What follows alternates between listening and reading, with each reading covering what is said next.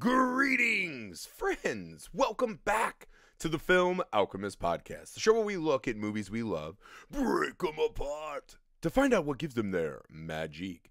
I'm your host, Josh Griffey, here for a brief intro before we introduce our very special guest and co-host for today. As always, guys, as you know, 31 days, 31 horror movie podcast. We've lost our minds, but that's okay. We're having a great time, and we wanted to thank you guys so much for doing that with us, for all the downloads. Thank you so much. We're here to ask you for a little extra help, guys. Sorry, I know, but that's the game, man. If you could take a second right now and please leave us a rating and review wherever you find the show, especially if that happens to be Apple Podcasts. That helps us out an enormous amount. It helps us grow our audience, find some new people to do our movie talks with us. So thank you so much for that. You can see our faces as well as hear our voices on our YouTube channel, Nerd Alchemist. Go subscribe over there. Find us on all the social media you're on. We're also there. Give us shout outs. Invite your friends to come join the fun. That helps us out enormously.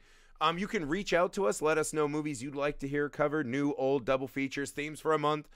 As you guys know, every December, we stuff your stocking. That is an all-listener selection month. We're already getting a lot of great requests. We're not going to be able to get to them all, so get in now with your best request, and we're going to do as many of our favorites as we can in December. You can also reach us at filmalchemistpod@gmail.com to also reach out with us with anything you'd like to hear covered, things like that, stocking stuffers, good stuff like that. All right, guys, today our special guest, we are joined by Ivotres Littles from Horror Movies and Beyond on YouTube. I had to make sure I was saying that right. Horror Movies and Beyond on YouTube.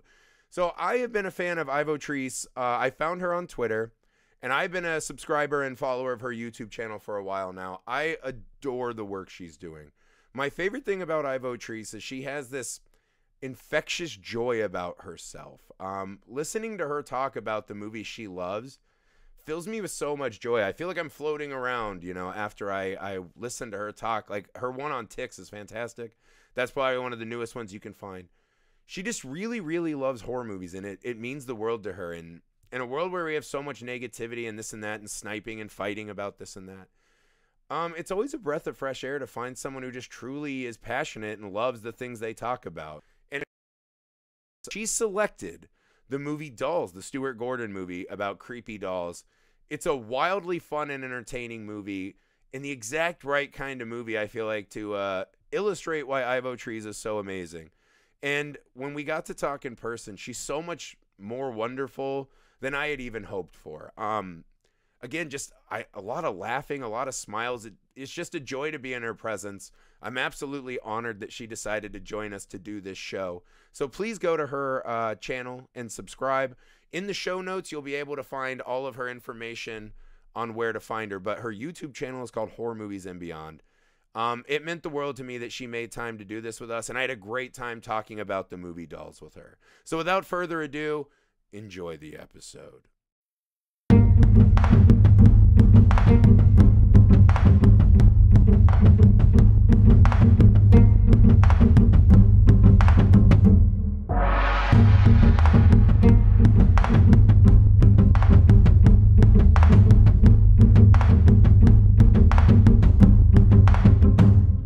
All right, guys, welcome to the show, Ivotres Little. Thank you so much for joining us today. Hi, thank you. I don't know why I do that. Okay. Thank you for having me. Well, I just assumed I was like really funny in that line. I was like, maybe I had a good delivery or something. That's fine. I take all laughs. I don't ask where they come from. All right, so guys, as you know, this is the horror movie month. I reached out to Ivotres because I really enjoy the work you do on your YouTube channel. I love your videos where you talk about different horror movies. I like your energy. I like that you actually like horror movies, which is a really nice change of pace on Twitter sometimes. So I reached out and I was really stoked you said yes, and you came to me with an awesome choice. Would you like to introduce what movie you chose and why you love it so much? I chose the Dolls. Oh my god. I chose Dolls, not the Dolls. Dolls. Dolls. 1987 Dolls. And it actually, you know, when it came out, I was the same age as the little girl in the movie. Really? And well, the day it premiered was the day before my birthday. So she was 7 and I was about to turn 7. So and 19. Well, you kind of get how old I am. Who cares? Yeah, I But think I was the same age as the white-haired guy when this movie came. I know, right? It's such a this movie. I just find it so creepy. It's one of my favorite films. Mhm. It is. It's hard to explain unless you see it. It's so scary. If you're a little kid watching this, you're like, "Oh, I want dolls. I want dolls in my room. You know, play with dolls." And then you Mhm. watch this, and you're like, "Nah, get them out.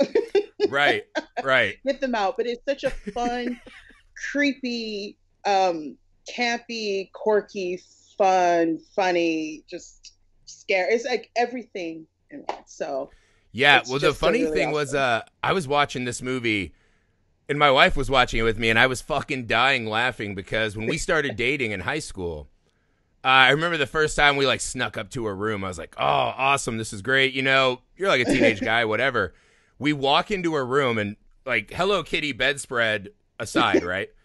And she slept in a sleeping bag on top of her bed, double weird. I walk in the room, and I kid you not, there were about 100 of those fucking China dolls lining the wall. And I just felt them digging into my soul and watching my every move. And I was like, I can't do it. We almost had to break up. Because, so when I watched this Dolls movie, I was like, I know so intimately and personally how fucking creepy these little It things really is. are. And I think that's what's funny is that it's kind of one of those fears that I think people feel bad for admitting. Because you're like, it's a doll. But if you've had the moment where like you wake up and those little fucking beady eyes are staring at you, I think Yeah. it really gets to people on a deep level.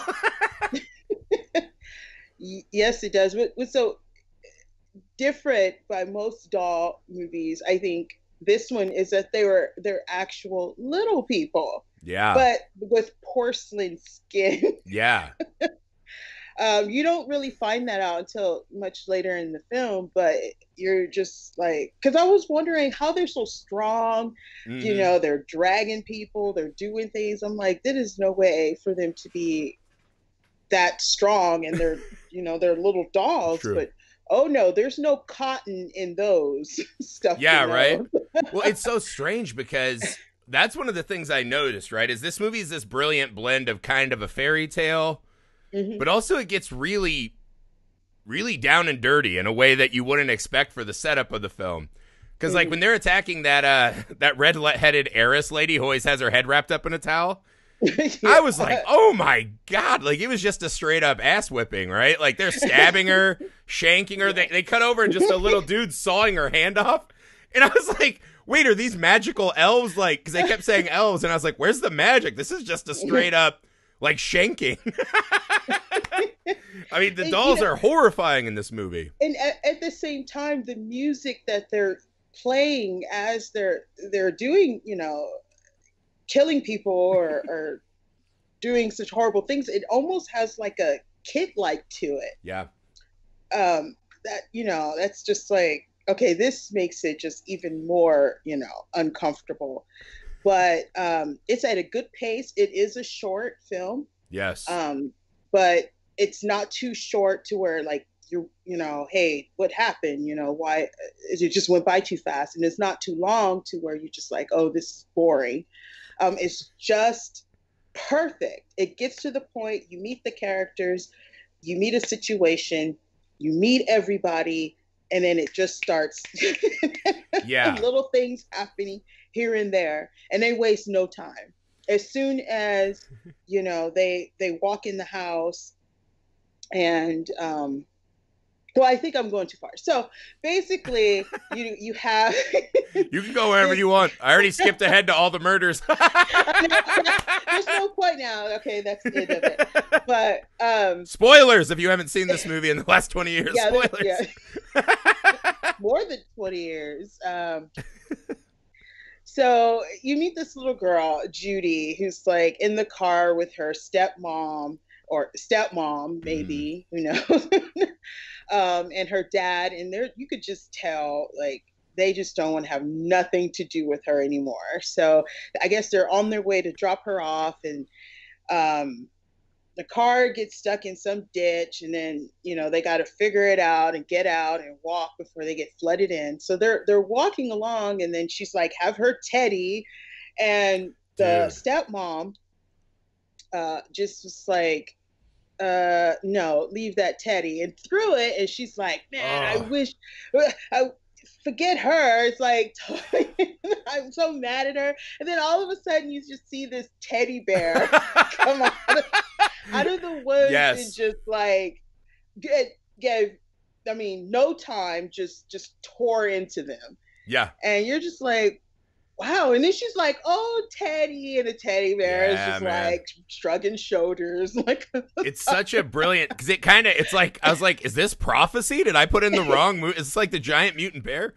But oh man, by the way, when she grabbed, because she's doing a real Cruella DeVille thing already, and when she's just like, you'll travel lighter alone, and threw her teddy bear, I mean, I was just outraged. Even as a dad who has threatened to throw toys away, you never do it, right? You're like, God, you're just trying to, but I was so mad. And it's one of those funny things because you're watching just this like bad family. uh-huh. And the family dynamic is just wild with this family. I never figure it out even by the end of the movie. Because I'm like, why is she with this guy? She has that great line I love at the end of the movie when he's like, we're rich. And she's like, no, I'm rich. So like, there's like a whole mess going on, right? But they're in this car, right? And it's, oh, the clear skies, blah, blah, blah. Immediately a storm comes in. Immediately a giant murder bear comes in and rips the mom's arm off who threw the thing. And I think that's what's really kind of cool about this movie is without a cast of, very recognizable actors, they get these really interesting, quirky performances from all their characters and then just put them in this, like they let you know really early on, right? By telling us it's cloudy skies. And then we just watch this storm come in. It has almost that Rocky Horror cartoon lightning. And you see that amazing giant bear, which is one of the coolest scenes I've seen in a movie ever. You're like, oh, this movie's going for it. Like you immediately are like, there aren't going to be a lot of rules, right? So every door, every corner, once we get to the dark house section of the movie, the anticipation is heavy and palpable. And it's all in Judy's head. Judy, it's like she was daydreaming, wishing this stuff would happen, but it was all in her head. So she was just like, so that lets you know how Judy is. Right. I mean, for a little girl that's 7 years old to think of a bear to come out and rip her stepmom and her dad apart and then just like not get upset. It's just like, oh, Teddy, like, yeah, that's it. You naughty boy. Really let you know what is really inside Judy's head. Yeah. Okay. So let me ask you about that because I think that's interesting, right?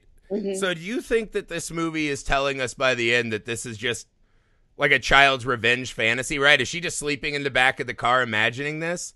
Or do you think this is a pocket universe where these people get caught and brought, right? I get caught. I believe this is Yeah. I mean, it kind of starts that way, but I think it's just the imagination of a little girl that she really does not like her dad. She really does not like her stepmom. Right. And you see that immediately. Mm-hmm. Well, because we see all these scenes, right, with all the characters who end up at the house. And I told you one of the things that struck me as so odd is I was like, because I thought this was in Britain, and then at the end, everyone's American. And I was like, all right. And I just told my wife, I'm like, could you imagine if every time like there was inclement weather, like white people just started kicking our door down and being like, we're sleeping over. And I was like, what the fuck is happening here? So like some of that weird stuff, I was like, all right. And then we never saw Ralph beforehand. And I was like, so maybe Ralph is the idealized version of a dad? Because there's this, like, here's a shot that really struck me as odd at the end. That car Ralph drives away in at the end of the movie, you're like, there's no way he fit those two goth Madonna dress-alikes in that car. So I was like, what are they telling us? Is Ralph even a real thing? But I think you kind of get exactly what kind of film, besides the imagination of the little girl wanting to, murderous, like she has some kind of murderous revenge in her head. But when they break into the house because it's raining and the two elder come in, with a shotgun or whatever gun. It was just ready to go. Like, we prefer guests to use the front door. And then the Yeah. little girl speaks, and that's when they feel bad about it. Mm-hmm. But at the same time, it's like you see these little dolls and things like that, and it's like, come on in, and they're like creepy. I mean, the wife, I believe her name was Hillary, and Gabriel, that's the husband. Those are the two that own the house. It's like when you see them, they're very plain. Mm-hmm. They look like they're back in Victorian. Their clothes, their house is dingy. Yep. And I mean, everything about it, just that old creepy grandma house. Yes. The setting just really, put it up there. And then as they're sitting down trying to like have a meal and get out of the rain, then the door just busts open, and then you see, Madonna look alike. Everybody just busts in with Ralph and the two hitchhikers, and it just was like it went from 0 to 60 real quick, and everybody's like, what's going on, Well, imagine those girls, they bust in, right? And there's two elderly people, a family with a small child. They bust into this house unannounced and just start doing "we're gonna have a threesome" jokes, and you're like, these people are wild. I know. I mean, straight to the point. And then poor Ralph, you get exactly who the characters are at that one time. So Ralph is my love of this movie for sure. You could tell he's just the typical adult that's just like a kid at heart, that he believed that he had a fun childhood and things like that. So I think Judy was on the other side with that family that just like completely told her, get rid of that imagination, nothing of that is real, get rid of the dolls and everything. And then you have the Ralph on the other side that says, believe, he grew up, believe in the imagination, believe in dolls, believe in fairies and all this thing. So it was really night and day when it came to the characters. And in the middle was everybody. So it was like Judy had to go through the obstacle course to get to Ralph. Yeah, to find one non-vile adult. Yeah. Well, that almost makes him feel even more unreal. But what is really cool about Ralph that I love is it's just a good casting, right? Because Stephen Lee in this movie, you're like, normally that could have been like a hunkier guy, a leading man guy. But they cast Stephen Lee, and he's so perfect because he has this really great, once he's brought in as our main kind of lead of the movie, right? And it's him and a Judy two-hander. It kind of places this really fun Abbott and Costello meet Frankenstein movie where you have these horrific dolls just shanking and sawing people's feet and firing squat. Like, it's brutal with the dolls there. And when we cut to this adult man and this girl, it's this really kind of charming comedy, right? It's really quirky. Stephen Lee's performance as Ralph is just endearing. And you never hear him mentioned as like one of the great horror movie characters. And I just, the whole time, you're like, I just want to hang out and give this guy a hug. Like, I loved all the little quirky faces, and he still has to find his bravery, and he actually listens to her. He's just such a great character buried in the middle of this wild doll movie. Definitely. And then when they were like, okay, so we see everyone here. Now it's time to go to your rooms. And so they start taking them through this house, and it just seems like at no end. It's just like, how big is this house? For sure. And then it's like, you guys get your room, you guys get your room. And then as they're walking, Judy kind of, she was looking in the room, and then you could hear something laughing and giggling, and you're like, okay, okay, it's time to go. and even at some point before Ralph got to his room, he heard the giggling and laughing, and he was like, oh snap, what's going Well, it's a weird moment where as adults we're like, nope, fuck that. Like all my neighbors were on like a group text, right, for like neighborhood shit. And last night I'm sitting there watching the basketball game, and I just got a text like it's like 11:30 at night. And everyone's like, do you hear children playing outside? And everyone's like, no, like, don't say that. So everyone thinks there's like demons and shit all over our neighborhood now. And as grown-ups, we're just like, don't hear that, walk away, like, go to bed, But as kids, you're like, friend, right? Like that's an opportunity to have a good time. So it really sets up this dynamic of what this house is. Because that's one of the cool things, too, is watching Judy. She navigates some pretty hardcore events in this film. You know? Yes, she does. Yeah, the first thing she sees is that Madonna lady just get her face pulverized into the floorboard and dragged away, and she still honestly holds it together pretty well. You know what I mean? Well, you know, right before we see that, her name is Isabel. Isabel. Yep. So right before it's Ingrid or something like that, and Isabel, and they go in their room, and then you could automatically see what kind of person Isabel. She just like pushes those dolls out of the way, puts her music up, and don't care, and just so annoying. And then the dolls on the floor are like looking. They actually move their eyes, and you're just like, okay, all right.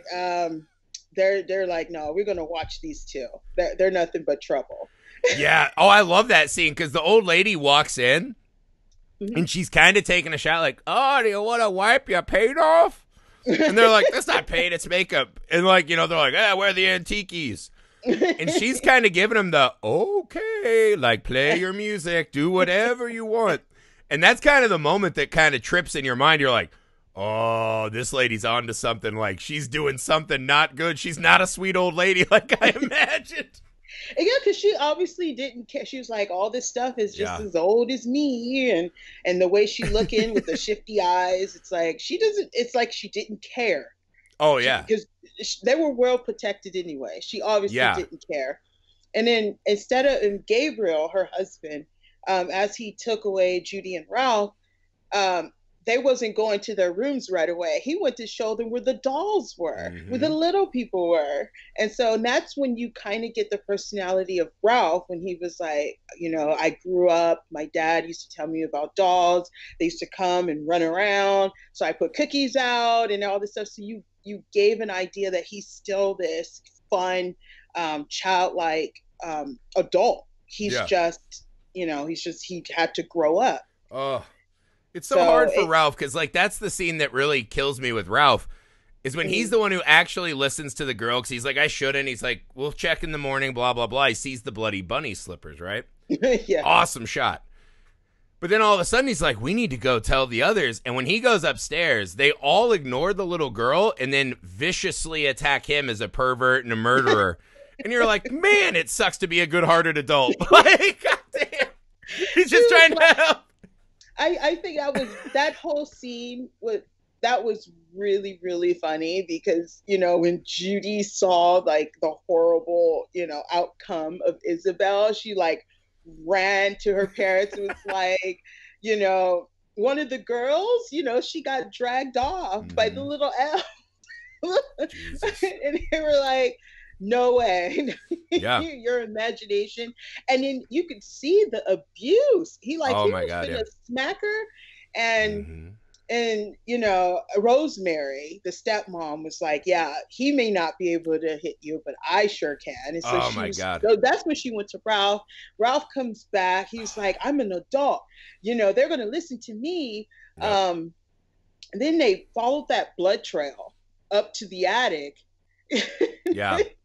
And we see behind them Isabel, but we can't tell exactly what happened. She's like strapped to a chair. She's moving her hands, and you're just like, okay, what's really going on in the, you know, magical lightning? And he trips and falls. They run and tell the dog. I mean, it's like all this stuff happens so quickly. Yeah. And it turns from I'm the adult, they'll listen to me, to get away from my kid, you pervert. Yeah, the kid that he was just about to fucking smack up, you know what I mean? Well, that was the part that killed me, too, because I was thinking in my mind, I was like, this is one of the better horror movie kid performances. Judy's really strong in this movie, because a lot of times, you know, some horror movies that do kid stuff do it really well. Sometimes, it's just hard by nature. Like, I don't blame people, like, oh, you're not making it good in a movie. It's hard to work with kids sometimes. Yeah, and she's really good. She plays more like a middle-aged like housewife who escapes an abusive husband, right? Because she has those big eyes, like she's seeing everything, like she knows something's coming. Because that's the part that really got me is when the the stepmom is like, I can smack you. And she just goes, yes, ma'am. And she's like fighting back tears. I was like, oh my God, my heart. I was so mad. It's insane. And like, just imagine the 12 minutes this girl's just had. Brutal murder. Dad wants to hit me. Stepmom's going to hit me. I'll try to be a good girl. Like, the abuse in that 12 minutes is wild. Unacceptable amounts of child abuse. And so when the dad was like, okay, you know, you're going to stay in the room with me. And she's like, no, I'm not. I want to stay with around. And he reached and grabbed her, and he grabs the doll that was given to her by Gabriel, because, you know, for some reason, Teddy, she dropped Teddy. Oh, yeah, she kept kicking her under the dinner table. What horrible parents. Every time she talked, just, hi-ya! Kicking her ass. I know, right? Jesus. So, poor Judy, she runs off. The dad's chasing her, and then Ralph is like, let's go look for your missing friend. And the girl was like, no, you probably, did something horrible to her, and I'm not going anywhere with you. And they go in the room. Rosemary go in her room, and he's just like, what to do now? Right. Nobody believes me, and I'm an adult because I want to believe this little girl. And so you have the other girl in there. She's still listening to that loud music, and all of a sudden that radio smashed, and she looked, and the dolls was looking at her. I was like, wow. She got out of there quick. Yeah, I mean, that's a pretty logical thing. So I was like, what the fuck would I do? I was like, yeah, I think I would run the exact same way. The dolls reacting to things are unbelievably effective in this movie, right? The subtle eyes, and then like that. There's that one scene where there's three of them on like a mantelpiece. I think it's after the radio, like you're saying, where they smile and they all have like fang teeth, right? They look like Karen Black at the end of Amelia and Trilogy of Terror. And you're just like, oh, because it's just like, that's the thing that's funny about this movie and the dolls. You're like, it takes so very little for that to just become shockingly horrifying. It is very true. And at the same time, you have the dad, I think his name was David. He's like, I'm going to rip your doll to shreds. And then he's like really trying to rip Mr. Punch. And then all of a sudden it drops and flips and like sits there. And he's just like, okay, this is weird. He just does the sitcom down. He's like, God damn it. He's like, I'll get you. And then he picks it up and try to do something else to it. And then he drops it because, some hot wax fell on his toes. And then the doll disappeared, and he's like looking around for it. And Judy is like running here and there. It's just, it's like escalate. It's getting. Yeah. Well, that part's funny too, because as it's escalating, right, his kid's running away. There's accusations of murder. There may be a pervert in the house, right? This doll's messing with him. He just goes, better go upstairs and get some WAP, right? He's like, he just goes back upstairs and he's like, hey, honey. Meanwhile, she's just dead in the bed, right? And you're like, but his mindset was literally like, oh, God, what can I do right now to like resolve these 8 problems? You better see if I can get laid, right? And then the friend is like looking, Isabel, and then finally finds the attic, goes up there, and then you can hear her saying, go back, please, in this raspy, horrifying voice. And then finally, she gets closer and closer and puts the candle to her, and then you see her eyes fall. Yeah. And she has doll face, like porcelain. The doll's poster right behind you. That's the shot, right? The holding the eye. Ah! Oh, yeah. That's the iconic shot of the film. And then it's like this cowboy doll to come out and like lassos. He got his ass got. She burns it up and is like, okay, they're little people. Okay. Yeah. So she's like hitting them with her belt buckle, and that's when you see what they really are. They have bones and skin underneath, and they're pulsating and bubbling, and it's so awesome because it's just that extra. Because I think in our minds, like when I was with my wife in her bedroom at 16, that's what I imagined. I was like, there's evil in those dolls. But I think you imagine it more like a ghostly cloud or something like that. But when you see like, oh, there's rotten little corpses inside of those things. It's one of those things that it works really well. It doesn't have to, it's not such a reveal that you're like, oh, that could really not work. This movie's so clever about when it deploys its moments. Because seeing those corpses, that just adds it, to me, that's, now it's left like 90% of all scary doll movies I've ever seen. Because then it adds this extra like, what the fuck? You're like, is that like a demonic little race of like Smurf dolls? Or are these, as we find out later, like a lot of them are people trapped, and that becomes even more horrifying. Because now it's like, did that guy show up to this British countryside house as Cowboy Woody, or did they dress him like that as punishment? You know what I mean? So then like your mind, like there's like a Zorro guy. I'm like, what is happening with these dead, tortured humans? I know, right? And then that's not it. She runs down the stairs, and then you see like these army, and they're like beating the drums, and you're like, blowing the horn. You're like, okay, what are they doing? They're like lifting their little wooden guns, and all of a sudden they just blow her away. They fucking waste her like Sonny and The Godfather. And it's crazy because that made me think, I don't know if you thought of this, but I was like, so wait, do those also have a corpse inside of them? Or are those maybe like the original little people, the elves that gave them the magic? I was like, I don't know.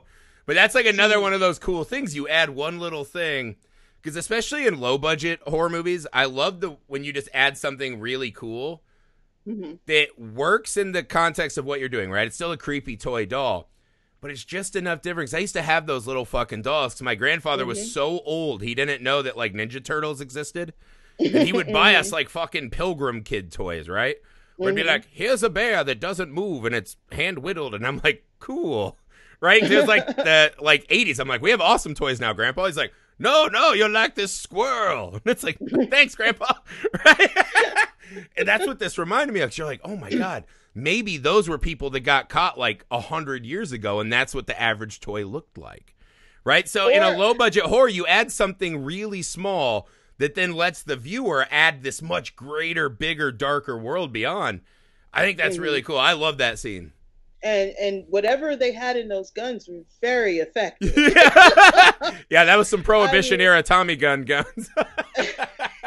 I mean, they blew her away, and then she's like turning around to take off, and it's in slow motion. And you just see more just blown right out, and she just dies slow. And then they just disappear, and I'm like, well, who's gonna clean this up? Do the dolls clean up their own murder scenes? That lady's too old to be scrubbing floors. Come on. And then that's when you get into the whole David and Rosemary. He's trying to get all, hey, baby, let's get it on. Yeah. And then we just see like the blood coming through the sheet. And you're awesome just like, okay, this doesn't look good. Well, that was a funny one because I'm like, is that how he's trying to get that fortune? He's like, I have one asset, and it is lovemaking. I have to get this in every day. I can't let these murder dolls and my missing child interfere with me getting this fortune. and maybe a pervert running around. I mean, it was like, this is what you're going to think about right now. You're done. It's unbelievable. And then, he goes take a shower. He comes back all fresh, and then, he's like, come on, baby, give me a real kiss. And he turned her over, and her eyes hanging out. Oh, man. Nightmare. Well, how about that scene when the stepmom's confronted by dolls? It's one of my favorite, because, like, they are going at her. Like, at one point, she looks down, and they're like, like the seven dwarfs sawing her leg, and you're like, oh! And she just looks at, and this is one of my favorite moments in the film, because she knows she's got, right? There's like 50 behind her, 50 in front of her. She looks at them with this face and like grits her teeth. She's like, you little fuckers. And she just dives out the fucking window. Like, doesn't think twice. She just fucking runs. The window, though. I think it's one of those things where she was going to dive over them and realize the window. Because she was like looking at him, and when she died, that's when she like realized she's just gonna keep on going out the window. She didn't do the equation for adrenaline. And she just soars right through the fucking window. Because that's what I in my mind I read that as her just being like, "You can't kill me. Do you know how great I am? I'll fucking kill myself." Because it was such a weird, the way she grits her teeth just in disgust, like, how dare you think you can saw my right hand off? But see, the dolls has a sense of humor because they Yep. went outside to went to go get her and put her in the bed. Oh my God, that's true. Yeah. How many dolls does that take? That's a lot of, that's a big ass staircase. Maybe that's when they're magicking people Gabriel around. and his wife is on the other end of the house, not even supposed to be paying attention to anything. I'm like, really? Well, no, yeah, because that's something I thought too. Because when the dad is going down, and his daughter's like, "I'm not sleeping with you," and he's like, "I'll abuse you in front of everyone," and he starts storming through the house screaming, "Like, get back here, you little bitch!" I'm like, dude, you are sleeping in the home of two generous old people. Maybe stop running around and screaming at the top of your lungs. But like, no one in this house seems to give a fuck. It's almost as if when the old people leave, they just disappear out of these people's minds. Because they all act like they own this house. And it was upsetting me, right? Like, I have like this, my mom instilled like these Midwestern manners in me. It's like when I see people being rude, it triggers something deep inside of me, right? Like a flashback. Like, oh God, I'm afraid my mom's gonna like pounce out from behind a couch. And this movie triggered that about 800 times. But you gotta remember I think one of the other creepy scenes that they showed is when the girl was looking for her friend. She noticed the old lady walking down the hallway. Oh my with God, a good carrier, point. a baby. You know, she's pushing a carrier and singing and humming. And then as she turned the corner, you could look in it and saw a porcelain doll. Yeah. And you're just like, Jesus Christ. I never thought of that. So here's the question. Was there a baby in the house who was very immoral and failed the test? Or is that an adult who then had to become a baby? Well, I think, I'll get to later what I think about that. But at that point, I would be like, forget Isabel. I would take my chances with the storm. Yeah, hell yeah. I'd rather get rained on, than just have dolls stabbing me a bunch, like, for sure. Also, Isabel didn't seem like a great friend. No. You know what I mean? She's kind of just like, we like the same fashion and music, but I'm just going to make you commit, like, tons of crimes and... Yeah, because she kind of was like, no, I don't want to. And she was like, come on, we'll make a fortune. And she's like, no. So I think if she would have never agreed and Isabel just decided, because the dolls were listening. They were in the room like, we see what you're doing. And if she was like, no, I'm not going to do it. And she left anyway, they probably would, and turned down the music. She had to turn down the music. Yeah. She might have not gotten what she got. That's true. Respectable volume music, and because she almost becomes worse where she's like, you take all the risk and then I'll share the money with you afterwards, of course. So she's almost like just coward on top of all the other bad things that Isabel was. Yeah, that was one of the, because I was like, what are these people's sins? And they pretty much all have one, right? Like even Ralph has that scene that I like remember just screaming at the TV like, no, Ralph, no! Was when he's in the doll room, right? And he's like, oh, dollies. And I was like, that's my Ralph. And then a moment later, he gets scared and he starts stomping dolls. And I was like, no, Ralph, you're better than this. Don't do it.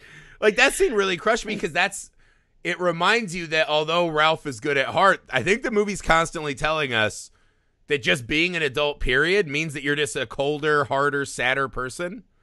And it reminded you, like, oh, Ralph is not this, like, Abbott and Costello character. Like, he still has that, he can't believe what's happening even in this moment. But that was a cool scene, too, because what did you think of when Judy calls him off? I couldn't believe they stopped attacking Ralph. Well, I think, because Judy is a kid, I think they're just there to respect the kid and listen to the kid. But, I mean, that can be questionable, too. But when they knew she was safe, they knew she was, a child and stuff like that. And when he started attacking, I find that whole scene very interesting. And when he decided, as he was trying to figure out, are these dolls alive or what are they? As he turned around here, more of them show up. They turn around again, more of them show up. Good Lord. And that fear and that adult brain, like, I'm bigger, they're smaller, let's go. And when he starts stomping, and she was like, no, you're making them angry, because she knew what they're capable of, because she saw what they're capable of. And when they attacked him, they actually liked him and thought he was just a big kid, just by the way he was acting throughout the house. But when he started attacking him, it's like, okay, no, you're just a mean old adult. We're coming for you. And when she said, stop it, they listened to her. Right. And when she ran over to comfort him, they kind of realized as themselves as dolls, okay, what are we doing? Because I think the faces on their faces, they were kind of puzzled, like, why would she stop this? Yeah, showing the doll reaction shots. What a cutaway. I love that too. So when she was like, he's dead, I was like, I would pretend I'm dead too. Oh. and he was like, what are they doing? And it was like, they're trying to see if you're an adult or a big kid in disguise. Yeah, that line was like creepy, discussing his life. Yeah, well, that's the weird thing too, because to bolster your argument, right, they let Ralph in the room, they unlocked the door for him. And I think what I remember, if I'm not mistaken, Ralph has a noble gesture as he's getting stabbed where he says, run, Judy, save yourself. So they can see there is still some good in him and that he loves and respects this kid. Maybe that was just enough of a lifeline.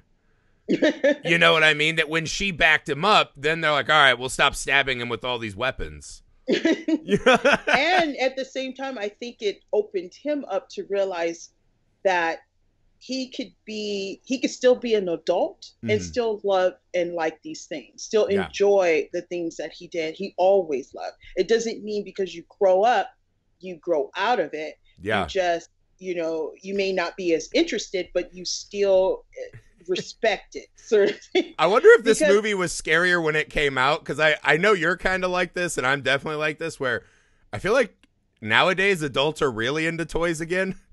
Right? Like my dad had 0 toys, right? He had like power tools and beers. And I feel like people who are adults now, like, in our generation, we all have a shitload of toys. Right? Like my kids know, they're like, those are daddy's office toys. We're not allowed to touch those. So for me, I was like, if I'm in the dollhouse, I'm like Super Ralph. I'm just like, fuck yeah, let's play with toys all day. And I don't think twice about it. And what was real, I think the creepiest part is when they were sitting there discussing about his own life. Like he's like, what are they doing? And she's just like, they're discussing to kill you. But and then they're like, but when they all turned around, there were 4 of the little dolls. One of them seemed like he didn't agree, because he turned and had this snarl look, like he's like, oh. While the other 3 was like, okay, they went like this to open the door, yay. But that one, he was like, nah, I don't. God, I'll have my eye on you, Ralph. This is the longest night. Don't forget, Ralph. Yeah, so that scene was wild, man. Yeah, he leaves out, and it's just like, oh man, I have to go through that. Now here comes the dad after he found his wife with her eyes hanging out. Yeah, I mean, that was probably like the only scene in the movie where I was like, I think I'm kind of where the dad's headspace is. It's like, you got to start killing every other adult in the house at that point. Like, someone killed your stepwife. Although, honestly, I think your first suspect would be Judy, though, if I'm a detective. Like, who has more reason to hate her than Judy? And Judy already killed her with the giant teddy bear in her mind. I mean, and then he was just going at it, just like swinging that part of that, whatever he was, stick or whatever, just after. And he was like, no, it wasn't me. And then you could see Ralph pick up that doll ready to hit him. And then the doll said, Mama. That was so great. And then he holds it. Oh. Well, that was wild, too, because he picks up... You wouldn't throw that doll either. No, fuck no. Yeah, you'd be doing that to all of them.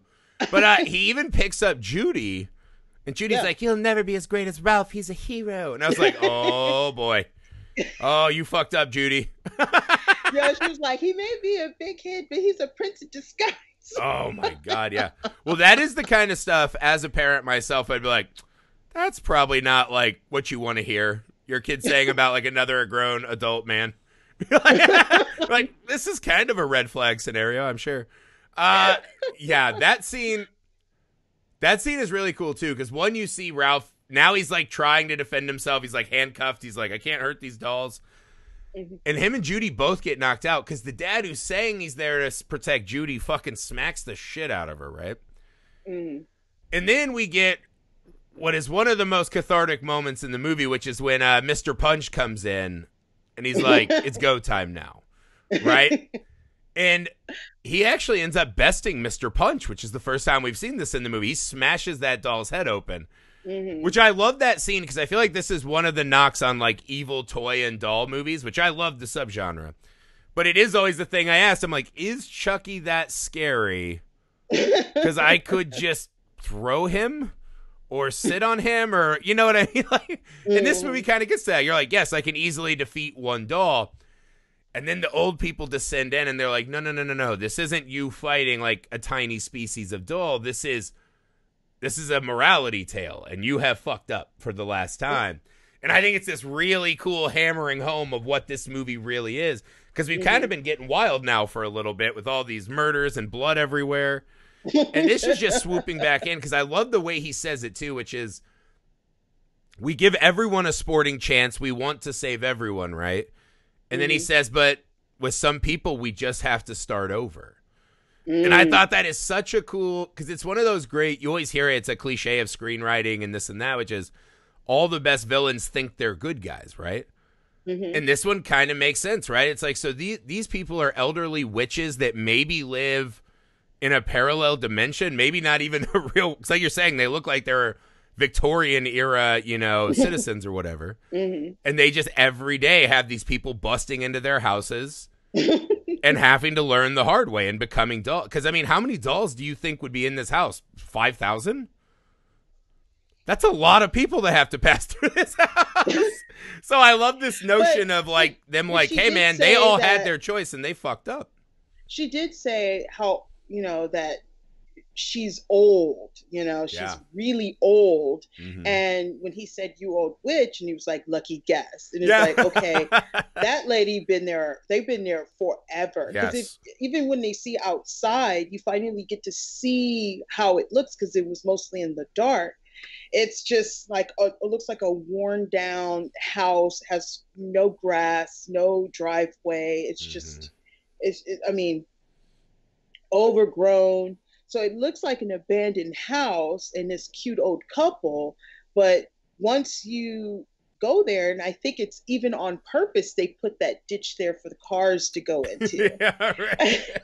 And they have their sinister way where, okay, he was like, I'm a doll maker, but he never explained how he makes the dolls. Well, he has a lot of parts. His pocket watch. Right. And the dad just slowly and painfully turns into a Mr. Punch. I gotta say, that scene was 8,000 times more horrifying than I remember. Because it's so funny, because we always see like the werewolf transformation and this and that. But like him shrinking into a doll and just watching like his cheekbones pop out and his chin elongate. I mean, I was just, like I was like audibly groaning watching it. Even though I absolutely wanted him to get punished and again, I think that's one of the things that I most appreciate with this movie is, even on a limited budget and this and that, when they go for their moment, right? The effects work in this movie is spectacular. And that scene is so fucking good, right? That transformation, it's one of those moments like, I don't think I've seen something like that before, and they nailed it. And so it makes it, just all the more memorable. Definitely.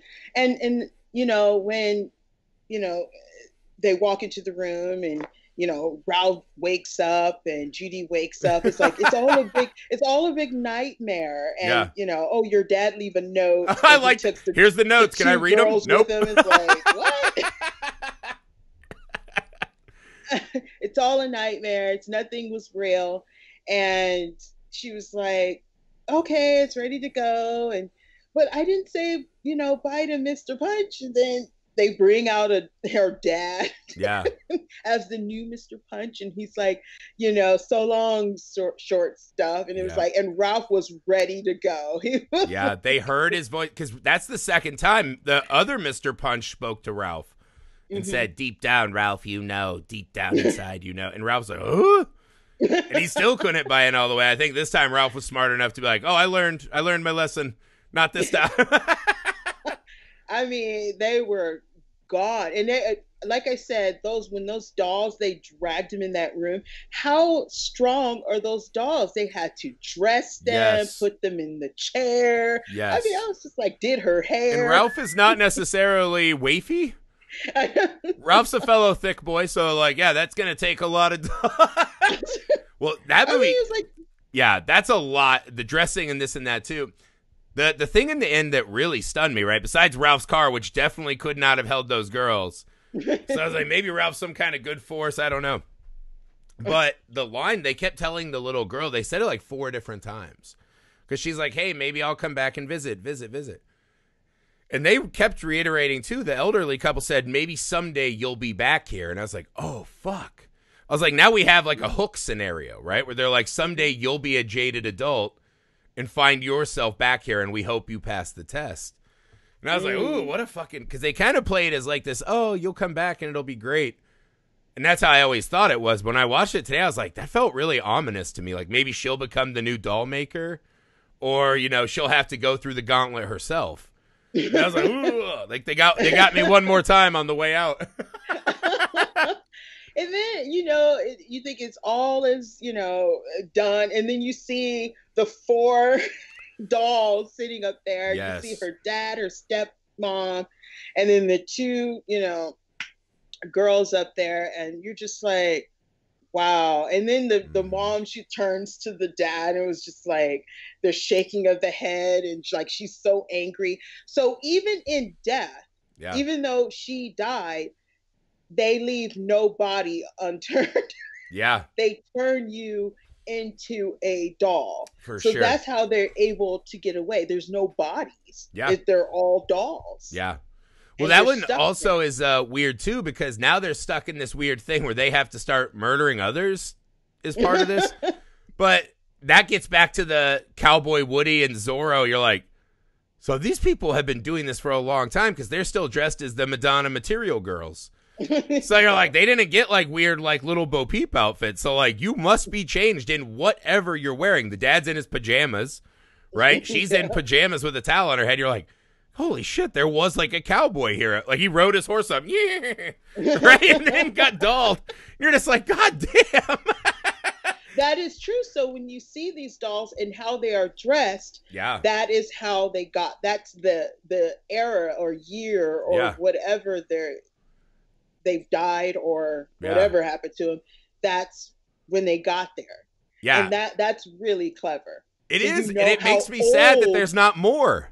It really gives a timeline of how old that couple is. Yeah. Because a lot of people, like, I feel like I'm old, right? Because I'm, like, nearing 40 and have 2 kids. I'm like, I'm old. I'm so old. But you're like, these people are, like, catching cowboys old. Like, that's something good to put in your mind, right? Not just like, oh, my back hurts when I wake up. Like, fucking old. Really old. So, before we get out of here, one more time, just write a love letter to this. Like, if you were to tell people...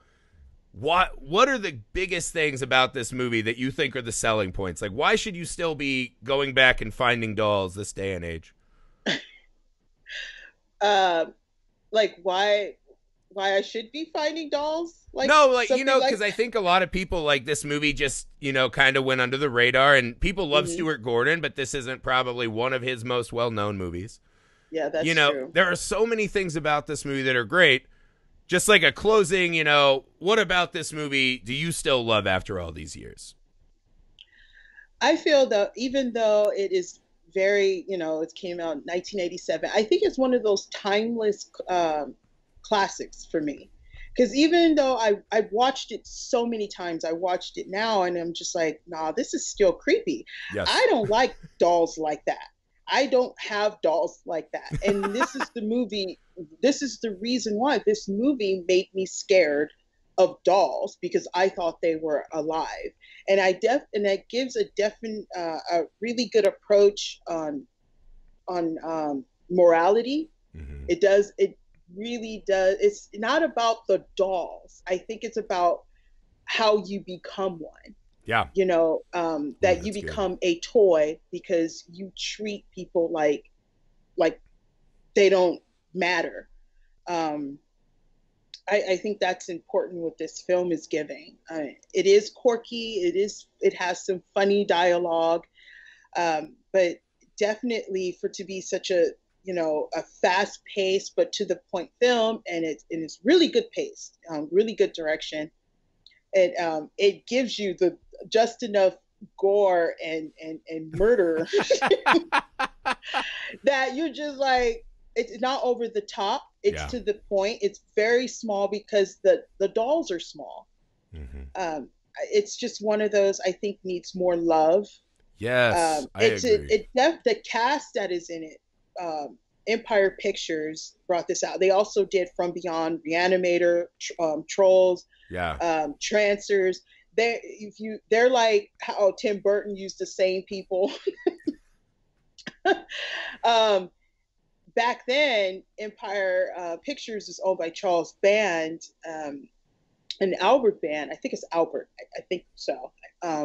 They created this because they wanted a world of their own where they could distribute movies, and they work with people that are really good. So, I mean, if you watched Reanimator, From Beyond, and other films, you see the same. Yeah. You see the same characters throughout, especially the lady at I think her name is Caroline or Carolyn. She played Rosemary in this movie, but she also played the evil nurse, and she's pretty awesome. Yeah, I can see why you'd go back there. Well, she plays the bitch very well. well. So good. And that's Stuart Gordon's wife. Yeah. So it is like a family-owned thing, and then you right. definitely see that. So if you see From Beyond, you've seen Reanimator, you've seen Ghoulies and other things, just watch this one. Enjoy this one. It's really, really good. And the craftsmanship of the dolls and how scary is pretty good. Absolute. Well, I think that's the funny thing, right? I agree 100%. Because that's, I found out later, the giggles and the doll voices, those were something that Stuart Gordon and his family just recorded after the fact. Like the little giggles and doll voices. And the actress who was playing Isabel had already left by the time they shot the scene where her eyes fell out. So that Stuart Gordon just made his daughter stand in.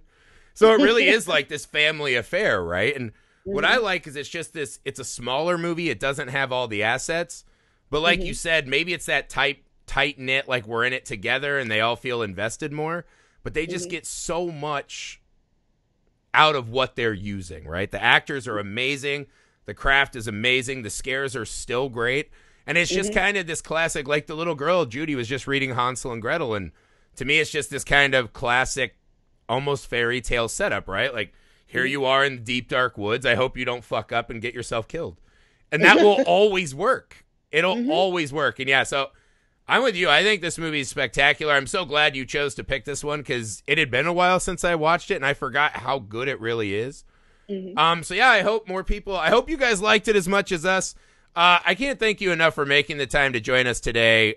It was a blast. I appreciate it. Thank you so much. Thank you for having me. This is a down memory lane of why I'm so scared of dolls. Yeah, right. Would you like to tell all the people where they can find you and your work? Yes, they could Google horror movies and beyond, and everything. I'm the first thing that pops up. Yeah, dominated Google. Really, like if you type it in, everything pops up. But I have a Twitter, Instagram. I'm mostly on Twitter and Instagram. I do have a YouTube. Just check it out. More to come. And yeah, that's it. Yeah, I found you through Twitter and your YouTube. I love your work. We will have all that in the show details, guys. So make sure you find Ivotres at all of her places where she puts her content. And you can come back anytime you want. There's so many more creepy doll movies to cover. You know what? The other one I was thinking of, Dolly Dearest. You never Oh really hear my about God. Dolly Dearest. That movie is But that fucking was wild. You know what's weird about that is my mom loves that movie, so she always brings it up. the facial expressions in Dolly Dearest is way better than Chucky. Way better. Yeah, I'm with you. That's a wild one. Yeah, that is so. All right. Well, thanks again for your time. We'll be talking to you soon. We'll see all of you back here tomorrow. Because every day this month we're dropping a new podcast because we've done lost our minds. So we'll see you tomorrow for more horror madness. Bye. Bye.